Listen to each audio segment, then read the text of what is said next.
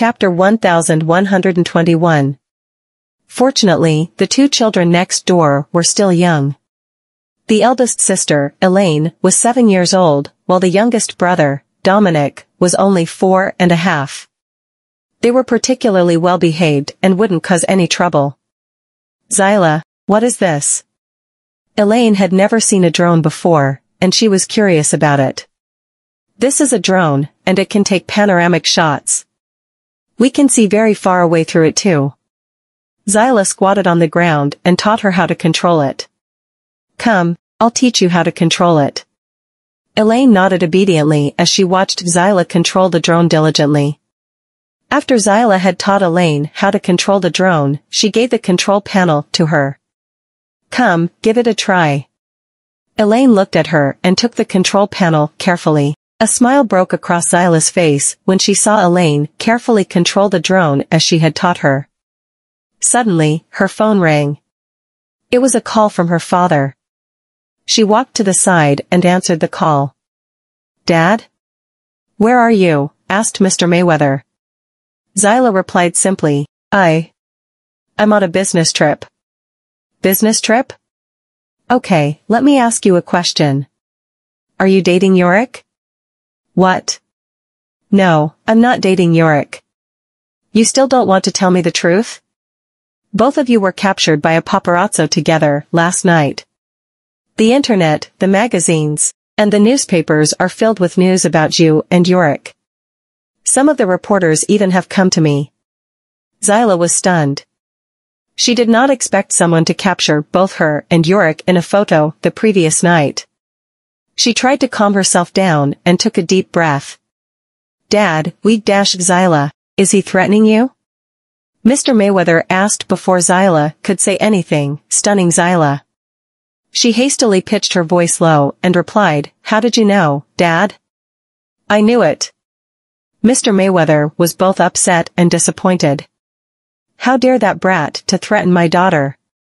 Dad, I have no other choice. Since he can put me on the blacklist, he can do whatever he wants to our family as well. I don't want my family to go bankrupt and become homeless. Mr. Mayweather said exasperatedly, even if he can do that, Zolkovia isn't his territory, and he can only threaten us at most. Besides, even if he wants to do something to Royal Crown, he still needs to go through the Black Gold Group. You. How could you be so foolish and get fooled by that bastard? Zyla was momentarily stunned, and her expression changed. He's fooling me? Yes. Do you really think Yorick is here to do business? He's a sly old fox, like Mr. Goldman. You're no match for him at all. Do you think he will invest in something that won't bring him any profit? What could he get from putting you on the blacklist? He invests in the clouds. Do you know how much money he'll lose if he puts you on the blacklist before the film is released? He's a businessman, and he's just toying you around. There's no way he would do something like that wouldn't bring him any profit. Besides, he still has to watch out for Mr. Goldman if he wants to do something to Royal Crown. Do you think he's stupid? Mr. Mayweather lashed out at Zyla, but she hung up the call. She grabbed her phone tightly, trying her best to suppress her anger. She stormed back into the house and started packing her stuff. The voice of the person in charge talking to the children came from outside, and Elaine said it was Zyla who had taught her to control the drone. Soon, Yorick pushed the door open and came into the house. When he saw that Zyla was packing her stuff, he narrowed his eyes. Where are you going? Zyla continued to pack her stuff without looking at him. I'm going back. She turned around with her luggage, but Yorick blocked her way. He followed wherever she went, refusing to let her go out. Zyla snapped and tried to push him away. He dodged sideways before her hand could touch him. Just when she lost her balance and was about to fall down, he reached out for her and grabbed her into his arms. Who said you can go back? Chapter 1122. Zyla struggled to get herself out of Yorick's arms, but to no avail. Shara raised her head to look at him and asked, When you said you're going to put me on the blacklist, you were lying, right? Yorick narrowed his eyes. Yet you still fell for it. My dad is right, She gnashed her teeth and asked again, "So, that means you're toying with me?" Yorick secured her tightly in his arms and leaned in closer. There was a smirk tugging at the corner of his lips as he said, "I thought you're a smart woman, but it seems like I'm wrong. You're just as naive as other people." Zyla took a deep breath to calm herself down. "Do you think this is fun?" Yorick looked at her, but he did not say anything. "I'm sure you have a lot of fun fooling me around like a monkey, right, Yorick? You said you didn't want to get too involved in a relationship, so I went along with you. You have so many women by your side, so why can't you just let me go?" Zyla couldn't hold herself anymore and cried. She lowered her head, and her chest was huffing up and down rapidly. In the next second, she calmed herself down and forced her tears back into her eyes. "That's it. I'm out of this." Just when she turned around and was about to leave, Yorick grabbed her into his arms once again. He cupped her chin with his finger and said, "You're out? If you don't want to do this with me, why do you want to approach me?" Her chest began to heave up and down heavily again. "I approached you? You were the one who approached me first." "Yeah, you're right." Yorick laughed. He clamped his hand on her face even tighter and forced her to raise her head. "I was the one who approached you, but who was the one that came to me when I wanted to end your deal?" She was stumped, and her heart stopped beating for a moment.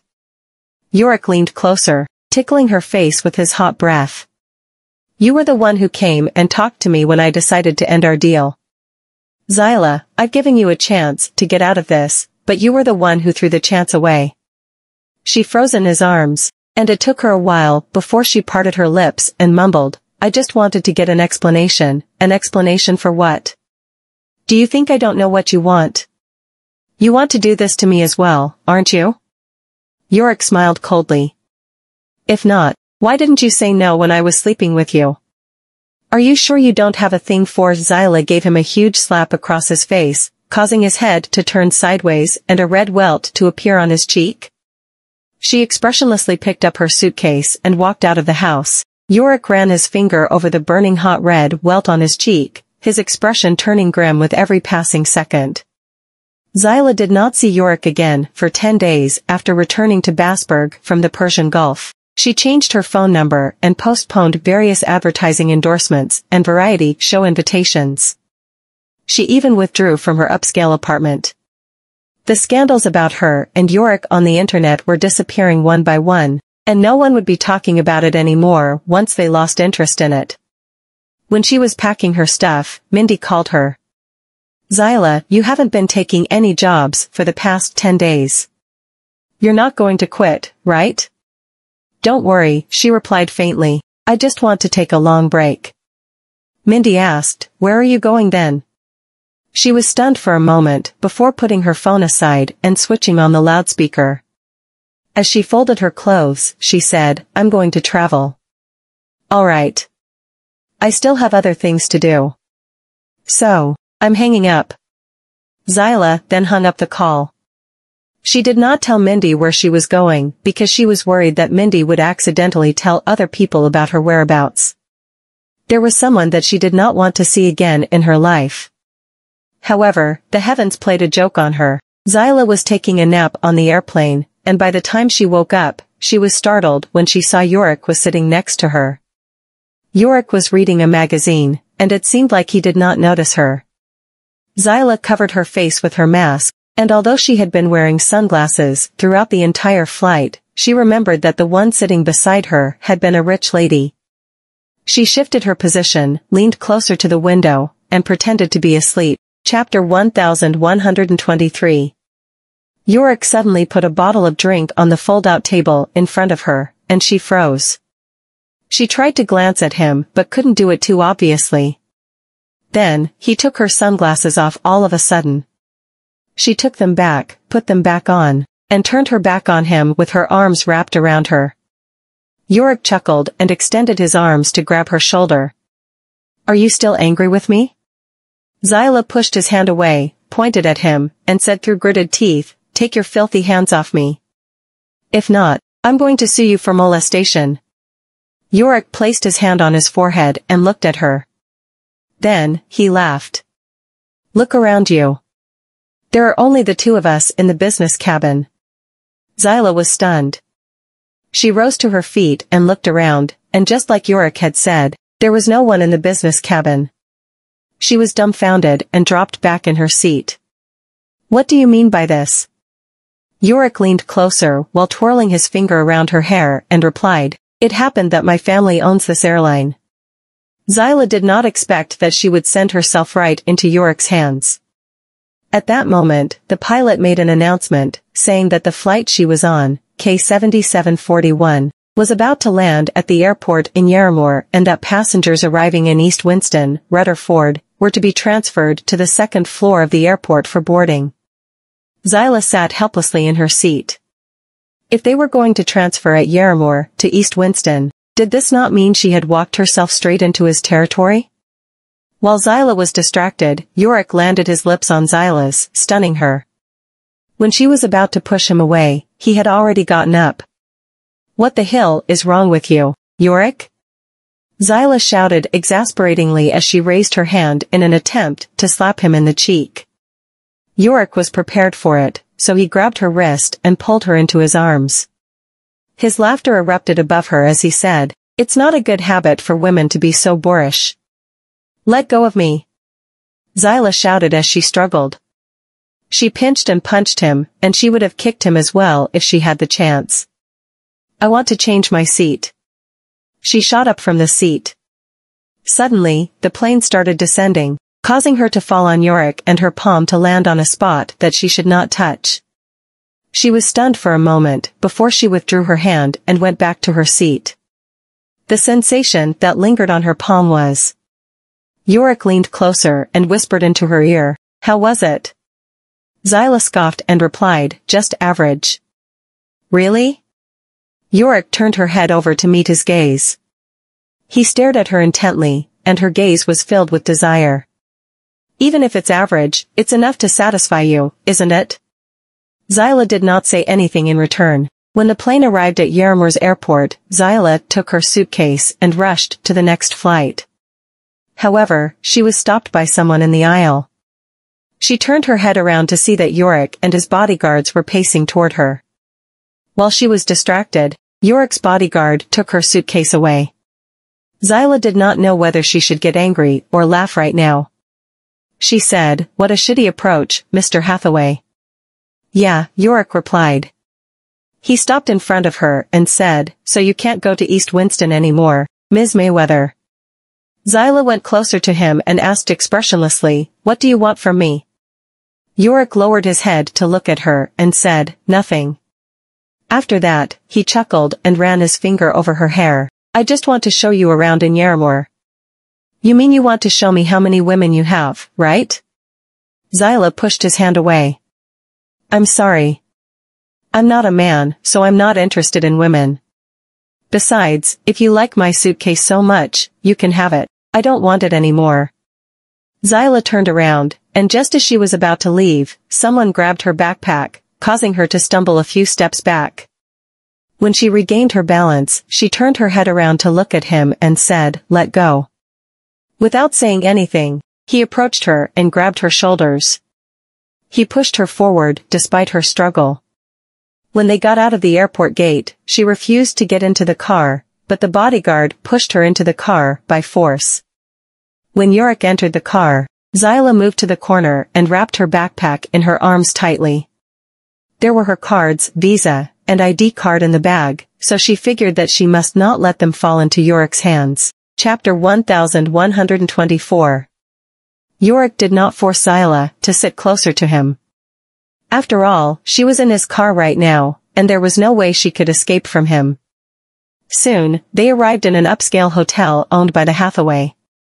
Both Zyla and her suitcases were pushed into a room. The bodyguard stood by the door and said, Ms. Mayweather, if you need anything, just let me know.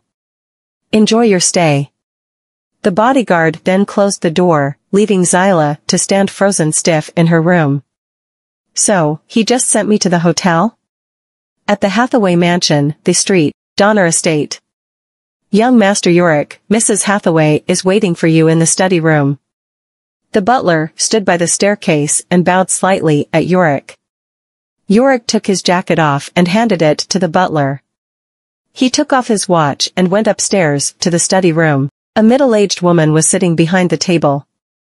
She looked like she was in her mid-50s, but since she took good care of her skin, she looked like a woman in her early 30s or 40s. Mother. Yorick walked up to the table and saw a magazine on the table. The magazine was about the scandal between him and Zyla, caught by the paparazzo in Zlokovia. He didn't think it would be sold overseas. Yuna pushed the magazine to him and said, "I don't care what you do outside, but you were too careless this time. You never leave such tidbits behind, so what's going on this time?" Yorick picked up the magazine and flipped through it indifferently. "Isn't there a lot of news like this?" "No, it's different this time." Yuna placed her hand on her forehead and rubbed her temples. "I can see that you treat this woman differently. Are you serious this time?" Yorick did not say anything. Yuna lifted her eyelids and looked at him. "You're my son, and you're the future heir of the Hathaway. Also, don't forget that you're engaged to Mandy." Yorick laughed. "Mother, you decided on the marriage between Mandy and me. I have never once said before that I want to marry her. I'm no longer the teenage brat you can manipulate anymore." "Yorick." Yuna slammed the table, rose to her feet, and shouted angrily, "If you marry Mandy, it'll help a lot with the development of the Hathaway. She will be a good wife." "No." Yorick looked at her nonchalantly. "She will be a good wife, but she will never be my wife." "Mother, the Hathaway will still develop greatly without any help from other people. Your thinking is outdated." He then turned around and left. "Come back here," Yuna shouted. However, Yorick paid her no mind and walked away. Yuna nearly fainted from her anger. She pulled her phone out to make a call. When the call was connected, she put on a smile and said, "Mandy, Yorick has returned. Have you been free recently?" Zyla stayed in the hotel for 2 days straight. She tried to seize the opportunity and run away, but the Hathaway owned the hotel, and it was filled with Yorick's men. She had tried to run away through the elevator with her suitcase twice, but she got intercepted both times. She could walk around in the hotel freely, but she was not allowed to get out of the hotel. She wondered if Yorick tried to confine her in here. After taking her bath, she sat on the couch in her bathrobe. She thought for a moment and looked for Maisie's phone number. Just when she was about to call Maisie, the doorbell rang, and she was stunned. She put the phone away and got to her feet to answer the door. When she saw that the man standing outside the door was Yorick, she tried to close the door, but it was too late. Yorick had forced himself into the room. He leaned closer to her. He reeked of booze, and his breath was hot. Before she could say anything, Yorick had kissed her, more impatient than before. Zyla tried to avoid his kiss as she struggled. "Yorick, what are you?" Yorick pressed his lips on hers before she could finish her sentence, and his body temperature rose to a shocking degree. He moved to her ear and whispered, "Someone has drugged me, and only you could." Yorick carried her into the bathroom and pulled her bathrobe apart. Chapter 1125. From the bathroom to the master bedroom, Yorick dominated everything in the darkness. No one could see the intense desire that he hid deep in his gaze. For Yorick, the intimate activity that lasted until daylight was an abyss that he chose to jump into. As for Zyla, it was a contradiction and repression that she had never felt before. In the end, everything came to a calm. The next morning, Zyla was awakened by the noise in the living room. When she tried to move her body, she felt as if her body was falling apart. While she was in a trance, she heard a woman roaring, "Yorick, I'm your fiancé. I won't stand in your way if you want to have fun with other women, but please, I hope you can respect the marriage contract between us." Zyla's eyelashes trembled. "Fiancé?" She forced herself to get up from the bed and went to the door to listen to their conversation. Yorick chuckled. "For the record, I've never agreed to marry you. Do you want to renege on the marriage contract between our families?" The woman's shoulder trembled, and she felt humiliated. "Why not?" Yorick placed his arms over the back of the couch and shifted his body into a comfortable position. "My mother decided the marriage. So why don't you consider marrying my mother instead? You. Do you think you can force me to accept the marriage by drugging me? Yorick gripped the base of the wine glass and swirled it gently. Unfortunately, everything I have right now wasn't given to me by the Hathaway. Therefore, I don't have to listen to them, and I can choose what kind of woman I want to be my wife. He drank the wine slowly. Mandy's face turned pale, and her eyes turned bloodshot. But becoming your wife has always been my wish, Yorick. Do you know how long I have been waiting for this day? I know you're just flirting with those women. You don't love them at all. For you, nothing is more important than benefits, and I can bring you the benefits you want. Yorick looked at her through the wine glass and said, including the whole Nix family? She was stumped. What did you say? You said you can bring me benefits, right? Yorick said with a nonchalant smile, tugging at his lips, if you can give the entire Nix family to me, maybe I'll give it a consideration. Mandy was stunned and tongue-tied. The bodyguard came over and brought her out. She bit her lips, turned around, and left. Zyla stood behind the door without saying anything. Suddenly, Yorick pushed the door open, and the door bumped into her forehead. She covered her forehead with her hand and stumbled a few steps back. A hand came out of nowhere and wrapped around her waist. Yorick pulled her into his arms and laughed as he helped her to rub her swollen forehead. What were you doing behind the door? You can always come out, you know? Zyla pushed his hand away. You have a fiancé. Yorick scooped her up from the floor and sat down on the bed. Zyla tried to free herself from his embrace, but he secured her tightly in his arms. My mother decided on the marriage. I'm not going to marry that woman. But she's here to look for you. What if the media learns about it? Am I going to become the target again? Zyla looked at him expressionlessly. You tricked me into becoming your lover. Since it's about 3 months now, I think it should be about time. You have a fiancé, so I think we should go our separate ways now. I don't want to be a homewrecker, and I don't want to see myself appearing on the news headlines saying that I interfered with your marriage. Seeing the stern expression on her face, he knew that Zyla was serious about cutting ties with him, and he couldn't help but tease her. So what do you want? You want to be my wife? I want to go back. Zyla tried to get out of his arms, but Yorick turned around and pinned her on the bed. She was stunned, and when she recalled Yorick's comment on her at the Persian Gulf, she laughed coldly. What's wrong, Mr. Hathaway? Do you want to do it again? I'm really curious about it. Is it because the hundreds of women you've had haven't been able to satisfy you? That's why you have such a high libido? Chapter 1126. Yorick ran his fingers over her lips and smiled. I don't have as many women as you think I have. If there aren't hundreds of them, at least there are dozens of them, right? She smacked his hand away. Yorick grabbed her finger and held onto it. That's different. Zyla ignored him as she was too tired for his explanation. She pulled her hand out and propped it against Yorick's chest, intending to push him away, but his body felt as steady as a mountain. He buried his face in her shoulder and chuckled. You don't like the fact that I have too many women around me, do you? Seeing that she could not push him away, Zyla simply stopped struggling. Since he hates women who listen to him and do what he wants them to do, I'll just become that. Yeah, I don't like the fact that too many women surround you. Zyla took the initiative to wrap her arms around his neck while giving off a hint of coquettishness through her flirtatious gaze. Why should I share a man with other women, especially a man who's as outstanding as you, Mr. Hathaway? I prefer to keep you to myself. She then jerked his body abruptly, turned over, and changed positions with him. You're right. I didn't reject you the other night because I have a thing for you. I refused to be your lover only because I was playing hard to get. Who wouldn't want to be the woman of the world's richest man? I do not only want to be your woman, but also the woman who drives away all those pesky women around you. Zyla lowered her head to kiss him.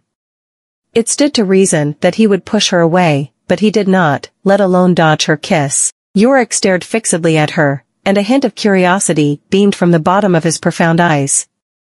Zyla only hesitated for a few seconds, but he already raised his hands, clamped her face between both palms, and kissed her without any warning. She was astonished. The intimate moment lasted for only a split second as Yorick let her lips free after only giving her a shallow peck. He then placed his palms on her cheeks and rubbed them in circles. "Good job." He laughed out loud, moved closer to her ear, and whispered, "I'll take what you just said very seriously." Just when Zyla was a little distracted, he turned over, trapped her under his body, and repeated what he just said. "Zyla Mayweather, I'm dead serious this time around." She took a deep breath. "Take what seriously?" "What you just said seconds ago." Yorick rubbed the corner of her lips with his thumb. "You said you want to keep me to yourself. You've done it now, haven't you? Are you out of your mind?" "I was just Zyla was a little bewildered. Doesn't he hate women who pester him? Just like what happened to Jody." "What do you want to say? That you were just acting?" Yorick chuckled. "That was so realistic that it's totally believable. So sign me up. I'll give you a chance to drive all those women away. That's what you want, isn't it?" Zyla turned her face away. "I don't you'll have to pay for what you did the other night." She choked on her own words. Yorick's delighted expression was unprecedented. "You don't hate me." She stared at him blankly as she was at a loss for words. Yorick approached her cheek with his lips, and a wide grin could be seen on his face. "And you don't hate me for touching you too, do you?" Zyla froze in place. "I don't hate him. I don't despise his touch, so I won't deny all these statements only for the sake of denying." Yorick lifted her face and forced her to stare directly at himself. "You don't want to admit that you had failed to get together with Lewis, so you want to prove that you're still an attractive woman. That's why you deliberately gave Nathan a chance to court you. It's a pity that men who take the bait so easily usually have ulterior motives." Zyla took a deep breath. "So what?" Yorick smiled and tapped the tip of her nose with his finger. "I ended my contract with you earlier than what we agreed on, and the feeling of being played by me didn't sit well with you." Her chest palpitated rapidly. "That's because you questioned my acting skills. Is that really the case?" Yorick's lips were less than an inch away from her cheek. Zyla felt very itchy as his breath brushed against her delicate skin, not to mention that it felt scorching hot. Hence, she turned her head away to avoid him. Yorick turned her face back, leaving her with nowhere to escape. "You're quite a lofty one in the eyes of the public, but your loftiness is just an armor you created to protect the timid and innocent young lady that lives within you. You're ferociously competitive and wish to excel over others in all aspects of life. That was why you felt like you couldn't back down from any challenge that I brought up. Obviously, you haven't been with any man, but you brazenly chose to lie. However, you immediately back off when the real deal is being presented to you." Chapter 1127. Zyla looked away and gasped. "I didn't." Yorick snorted. "You're afraid that you will fall for me someday. That's why you backed down." Zyla was so agitated that her whole body trembled. "Who told you that I'm afraid? And why should I fall for you? I'll fall for every single man in the world before I do the same to you." "It's because you're afraid. You." Zyla's chest palpitated even more vigorously as she faced the bombardment of his questions. Yorick then kissed her on the lips and laughed hoarsely when he saw her body soften. "You like the excitement and stimulation that I bring to you, so it's not that you don't have feelings for me. It's just that you don't want to admit it." Zyla pursed her lips tightly and stared elsewhere while Yorick caressed her cheek with his palm. "It does look like many women surround me from time to time." He paused for a few seconds and then continued with a faint smile. "But frankly speaking, I've only slept with 2 women in total. As for you, you're currently the second placer on the list, and you might even be the last." At the St. Donner estate, Una was sitting in the courtyard drinking afternoon tea with Mandy. She knew that last night's scheme had failed, so she wanted to comfort Mandy. "You don't have to care that much about that woman. You're the daughter of the Renards, and Yorick will eventually marry you." Mandy put the teacup down. Mrs. Hathaway, Yorick might be serious about that woman. He's serious?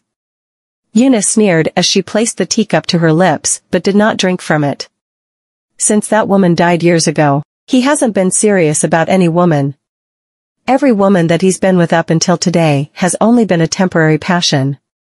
Having mentioned that woman, Mandy was astonished for a split second. But she's been dead for so many years. Maybe Yorick has already let go. Una lifted her eyelids. But what if she's still alive? That's impossible. Mandy was surprised. I was there when she was cremated, I know. Una covered the back of Mandy's hand with her hand and reassured her. If a woman who looks very much like her were to appear right in front of him, alive and kicking, what do you think he would do? Mandy gasped.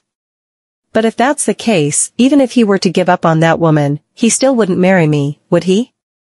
Una sounded certain. As long as the doppelganger can make him give up on that woman, a fake will always be a fake. He'll marry you when he's had enough fun and recognizes the fact.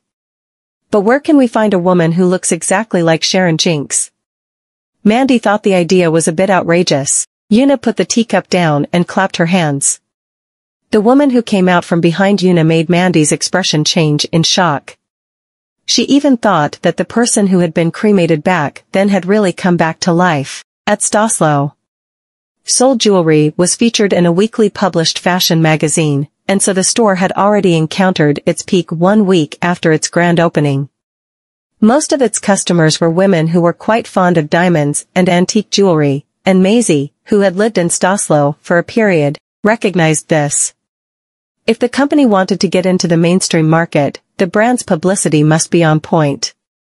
Not only did they need to get their products featured in fashion magazines, but they also needed to put on plenty of advertisements to attract more streams of customers. At the end of the day, they had spent a lot of money just for the right publicity. Maisie was kept occupied from morning to night, securing various orders, and the store had only recruited 2 employees so far. It was the same day, but Maisie asked the 2 employees to leave work first while she stayed behind to draw up an inventory for the end of the day. Hearing the sound of someone pushing the door, she raised her head and saw that it was Nolan. She immediately ran over with a smile and hugged him coquettishly. I'm so tired. I want someone to hug. He stood in place with a helpless smile and let her hug him to her heart's content. Maisie smelled something all of a sudden, looked down, and saw that Nolan had a box of chocolate jam cake with him, and her eyes widened. Is this a cake from Locke's Patisserie? Locke's Patisserie's cakes were rare in the market. Even if one could find one in the market, their pastries were famous for their exorbitant price tag, which was why they were solely popular among the nobles and royal families. Chapter 1128. Nolan raised his hand, rubbed the top of her shaggy hair, and handed her the delicate cake box. It's from David. Maisie took the cake from him and asked. Did you go to see President David? Nolan responded softly, took off his coat, draped it on the back of the chair, and slowly rolled up his sleeves. Is there anything that hasn't been done yet? Maisie chuckled. Does this mean that you're offering to help me? Otherwise, what else can I do? Nolan raised his eyebrows slightly. I told you to hire a few more people instead of asking me to wait for you every day. Maisie sat down on the couch beside him and opened the cake box. The main reason is that this branch isn't stable yet. I'll definitely hire a few more when everything has gotten on board and is moving stably. She took a bite off the spoon, and it tasted delicious, sweet, and had a slightly bitter aftertaste. This is delicious. Nolan cleared the cashier and did the inventory count for her. As Maisie looked up at Nolan, who was occupied by the tasks on hand and looked extremely serious, her lips could not help but rise. My husband looks exceptionally handsome while he's at work. Hubby, have a taste. Maisie handed the cake to him. Nolan lifted his head and looked at her, but the first thing that caught his attention was the smear of chocolate cream on the corner of her lips. Go on. I can't finish it all by myself anyway. Maisie was about to shove the cake into his mouth. Nolan stopped what he was doing, squinted, and gave off a smile. I'll tell you a secret. Maisie approached him with her ear. What's that? Nolan straightened her head, kissed her on the corner of her lips, and then wiped his lips lightly with his finger. I've tasted it, but it's not as sweet as my wife. Maisie blushed and muttered in a low voice, "You shameless man." Nolan smiled. "But I've always been like this, haven't I?" She continued to taste the cake in her hand and nodded. "Yeah, but I love your shamelessness." Nolan raised his hand and pinched her by her chin. "Your cousin and Riley will come to Staslo in 2 days, and you'll have your bestie here to accompany you. Are you looking forward to that?" Maisie was surprised and guessed that Riley would be here to meet her grandfather. She then could not help but laugh out loud when she saw Nolan's jealous appearance. "Not only are you a shameless man, but you're also a jealous man. Even if Riley wants to stay with me all day long, that husband of hers won't let her have it her way." 2 days later, Louis and Riley arrived in Staslo. Riley had never seen Hernandez before this and was very nervous about the meeting. Maisie and Nolan were waiting for them outside the airport when Riley came out and saw Maisie. She waved at her, stretched her arms outward, and ran toward her. "Z." She then hugged Maisie. "I missed you so much." The 2 men who were standing on the side looked at the 2 women who were hugging each other and took a look at each other. "Do we need to do so too?" "Nah, forget it." Louis was forced to take the co-passenger seat as Nolan was the one who was driving them back to the De Arma mansion, while the 2 women sat in the rear seats. They had not seen each other for several months and had a lot to talk about, which made the 2 men sitting in front look even more silent. "Z, do you know about Zyla and Yurick?" Riley lowered her voice and whispered it in her ear. Her voice was soft, but it was impossible for the 2 men in front not to hear her in a quiet car. Maisie's hands, which were adjusting her collar, stopped moving. "Zyla and Yurick are together?" To be honest, she had been so busy with the opening of the new branch recently that she did not pay attention to any of the domestic news. Louis turned his head and looked at Riley. "Why don't you seem so talkative when you're with me?" Riley paused for a bit and pouted. "Z is my best friend, so how can you compare yourself with my best friend? I just talk a lot whenever I'm with Z." Nolan, who was driving, said casually, "It's only natural for your wife to act a little more anxiously when she's about to bring your ex-girlfriend up, Mr. Lucas." Maisie chuckled. Louis smiled. "Seeing my cousin-in-law get neglected by my cousin is quite a scene too." Nolan stopped talking. Maisie looked at them. "You 2 are just so childish." "That's right, you childish men." Riley nodded and suddenly remembered something. "By the way, Mr. Goldman, aren't you related to Yurick? I heard that he's constantly surrounded by countless women, so will Zyla be hurt by him?" Chapter 1129. Nolan frowned. "I don't know much about him." Louis covered his forehead with one hand and looked ahead. "Since you're idle enough to worry about Zyla's affair, why don't you worry about your meeting with my grandfather first?" Riley's expression changed slightly as she grabbed Maisie's hand. "Z, your grandfather. Is he a strict man?" Maisie felt helpless. "He's just playing with you. Grandpa isn't a strict man." Riley's heart had just calmed down for a short while, but it was flustered again when she met Hernandez in person.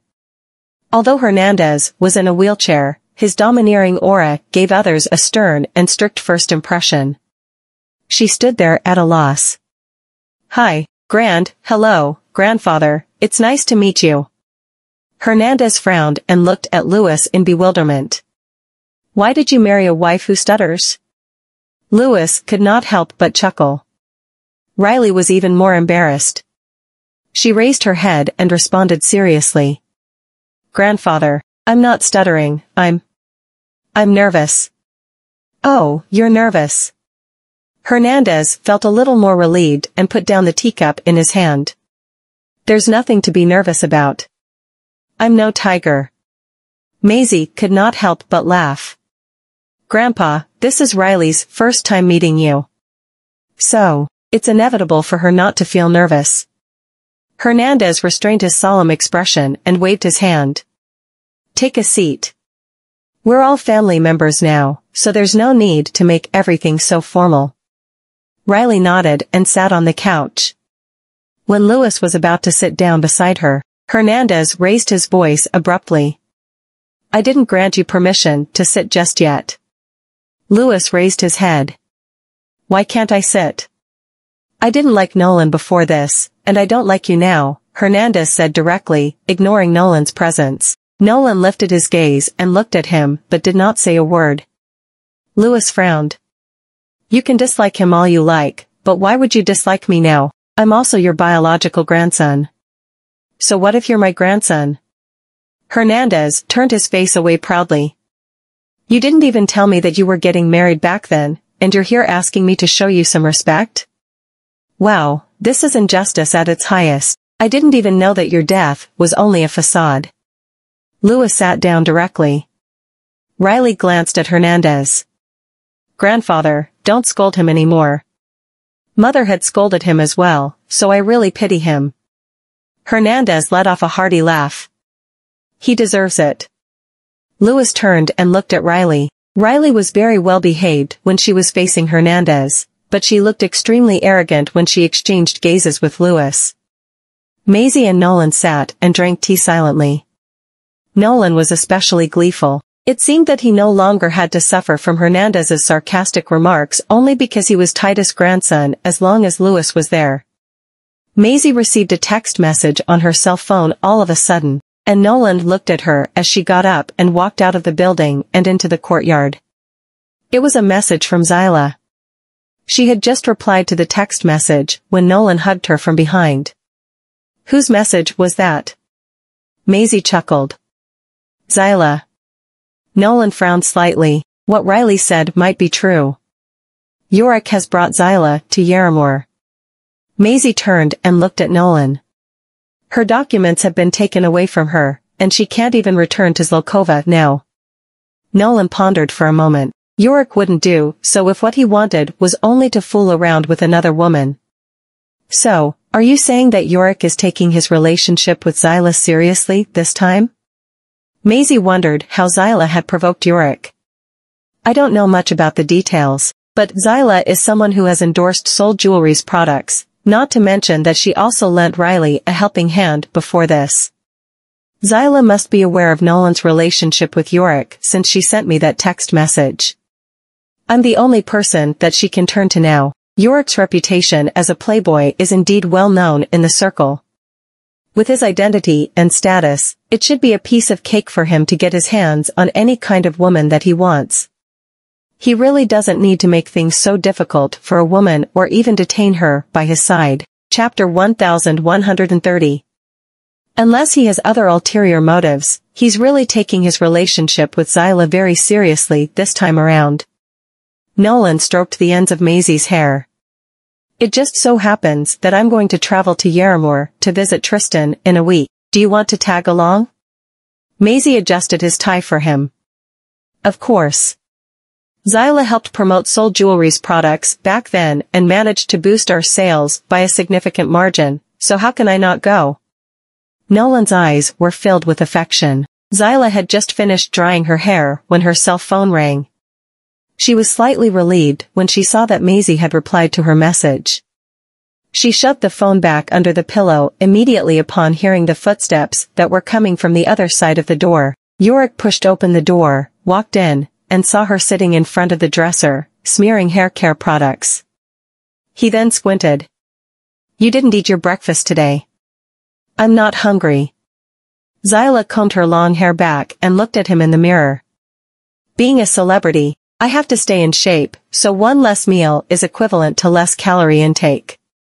Yorick walked behind her, stretched his arms out, propped them against the table beside her, grabbed a clump of her black hair, and pressed them against his lips. I prefer you to be plumper than you are now. Zyla looked unconcerned. I don't want to be the person that you like. He chuckled and stroked her cheek with his palm. I'll accept anything as long as they come from you, Ms. Mayweather. She turned to look at Yorick. I want to go shopping. Staying in a hotel every day from dawn till dusk is too boring. Yorick pinched her chin with his fingertips and lifted her face. It's better if you don't go out for a while. What do you mean? Zyla flung his hand away and stood up. Yorick Hathaway, do you know that you're actually imprisoning me illegally? My work, endorsements, and events have been delayed for so long. I'm losing a lot of money because of you. Yorick wrapped his arms around her waist and pulled her into her arms. She subconsciously propped her hands against his chest so that she would not kiss him accidentally. He smirked. You're the one who asked for everything to be postponed a month in advance. Do you care about the loss? She turned her face away. Can I regret my decision now? I'm in need of money now. He responded instantly, how much do you need? I can give it to you. Zyla was exasperated. I don't want your money. Yorick held her in his arms and said, I'm not letting you go out during this time for your own sake. For my own sake? Zyla turned her head and snorted. She then thought of something and looked into Yorick's profound eyes. You're afraid that your fiancé will make a move on me, aren't you? Yorick raised his eyebrows and did not reply to that. Zyla gave off an indifferent smirk and stroked his collar. Mr. Hathaway, you're the one who's caused me trouble because you brought me to Yaramore. You won't be able to shake the responsibility off your shoulders if your fiancé manages to lay a finger on me. So, he paused for a few seconds and approached her. I won't let you out because I hold myself accountable for your safety. Seeing that he had admitted it, Zyla was slightly startled and remained silent for a minute. Then when can I go out? Yorick supported her cheeks in his palms. Entertain me. Maybe I'll take you out if you can make me happy. Zyla glanced at him. How do you wish to be entertained? Yorick ran his finger over her seductive lips and asked, with a smirk on his face, what do you think, Ms. Mayweather? She immediately reacted to what he meant and pulled off the belt of the bathrobe. The bathrobe slid to the floor, exposing her smooth and fair body. Yorick glanced down at her body, but his expression looked indifferent. Zyla wrapped her arms around his neck and kissed the corner of his lips. Yorick's eyes dimmed even when her kiss landed on his Adam's apple.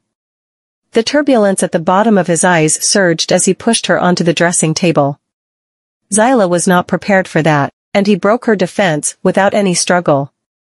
Neither of them knew how many hours had gone by. Zyla was pulled into his arms as if she was a drowning woman. Yorick lifted the hair that was sticking to her cheeks, tucked it behind her ears, and stared into her slightly hollow eyes. This isn't the only way to make me happy.